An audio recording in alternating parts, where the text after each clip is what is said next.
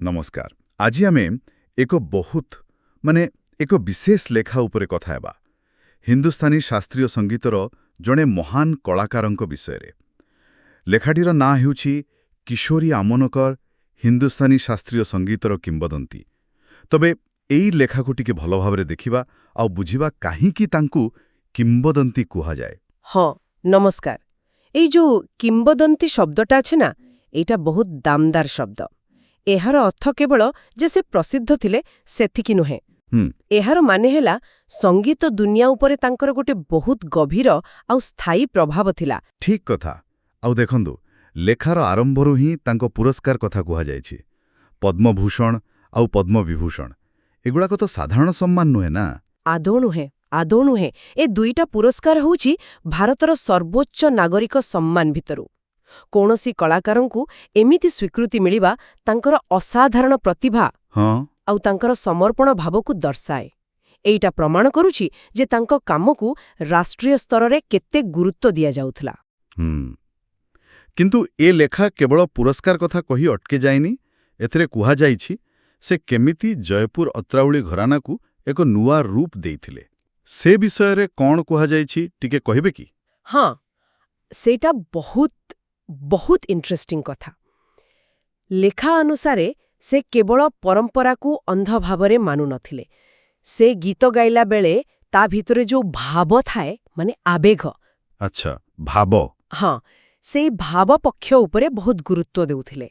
रागर शुद्धता तो रहिबो किंतु ता संगरे तार इमोशनल डेप्थ सेटा तांको गायकीर मुख्य कथा थिला। एहा सेतेबेले टिके नुआ कथा थिला बोधे।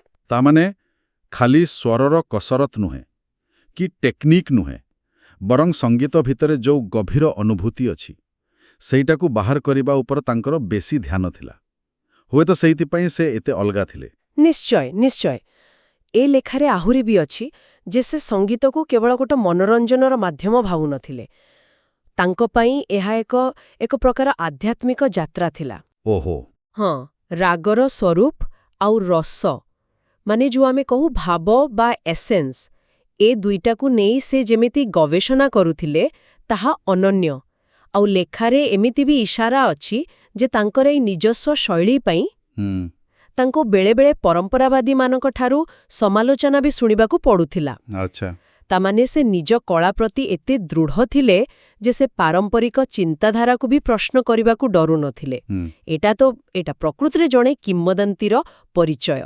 अच्छा जो माने आजी हिंदुस्तानी शास्त्रीय संगीत शुणुचंती बा शिखुचंती तांको पई ए लेखारू कोन मुख्य शिक्षा मिली पारे बोली आपण भाबुचंती? मोते लागुची सबुठु बड़ कथा हैला शास्त्रर मूलदुआकू सम्मान देबाकू हेबो किंतु ता सहित निजर जो व्यक्तिगत अनुभूति निजर भाव सेइटाकू प्रकाश करिवार साहस रखिबा दरकार।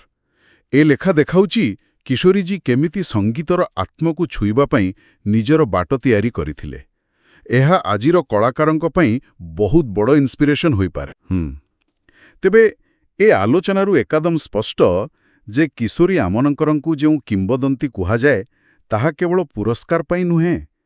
तांको संगीतरे जो नूतनता थिला भावर गभीरता थिला शास्त्र आउ रसकू मिसेइबार कला आउ निज कला प्रति से जो अटल रहुथिले सेइटा ही तांकू एते बड़ करिछि।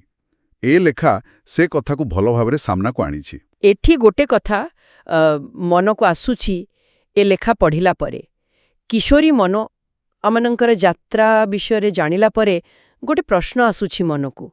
कला क्षेत्र रे आउ विशेष करी आम शास्त्रीय परंपरा रे प्रकृतरे जणे किंबदंती हेबाकू हेले जणे कलाकारंकू केमिति परंपरा प्रति निष्ठा आ निजर जो सृजनशील स्वाधीनता ए दुईटा भितरे गोटी संतुलन रखिबाकू पड़े। एइटा निश्चय भाबिबा